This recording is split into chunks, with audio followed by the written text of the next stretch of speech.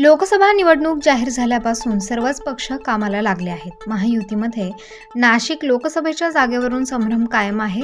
या जागेवर महायुतीमधील घटक पक्ष असलेल्या शिवसेना शिंदे गट, भाजप व राष्ट्रवादी काँग्रेस अजित पवार गट, काँग्रेस अजित पवार गट या तीन पक्षांकडून या जागेवर दावा केल्याने जागा कोणाला मिळणार याची उत्सुकता लागली आहे. त्यातच मंत्री छगन भुजबळ यांनी नाशिकमध्ये मोठं वक्तव्य केलं आहे. त्यामुळे नाशिकच्या जागेबाबतचा संभ्रम वाढला आहे.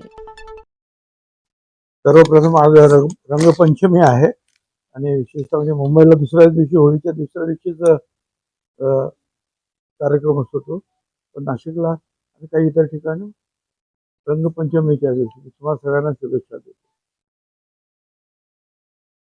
एक आहे की मी मागेच तुम्हाला सांगितलं होतं की तिकिटासाठी माझा आग्रह नव्हता, मला तिकीट द्या, मागणी सुद्धा नव्हती. परंतु महायुतीची ही चर्चा दिल्लीमध्ये झाली, तिथल्या वरिष्ठ नेत्यांबरोबर सगळ्यांची, आणि महाराष्ट्रातील वेगवेगळ्या जागांच्या बाबतीमध्ये कोण उमेदवार, कुठली जागा कुणाला द्यायची या संदर्भातली जेव्हा चर्चा झाली त्यावेळेला अचानक माझं नाव पुढे आलं आणि सांगितलं की भुजबळांनी नाशिकला उभं राहावं. याची काही कल्पना आम्हाला सुद्धा नव्हती. होळीच्या दिवशी आम्ही इकडे यायला निघालो होळीसाठी म्हणून मुंबईवरून नाशिकला. अर्ध्या वाटेतूनच आम्ही परत गेलो बोलवलं म्हणून, आणि त्यांनी सांगितलं की असं असं जे आहे ठरलेलं आहे, ते वरिष्ठ पातळीवर ठरलेलं आहे. तर म्हटलं मला एक दिवशी विचार करू द्या, तर सांगतो. आणि बराच विचार केल्यानंतर आम्ही दुसऱ्या दिवशी आमच्या एक अजितदादा, प्रफुल्ल पटेल या सगळ्यांना सांगितलं. त्या अगोदर मी फडणवीस यांच्याबरोबर सुद्धा चर्चा केली किंवा काय आहे, खरं आहे का, असं काय म्हणाले, खरं आहे.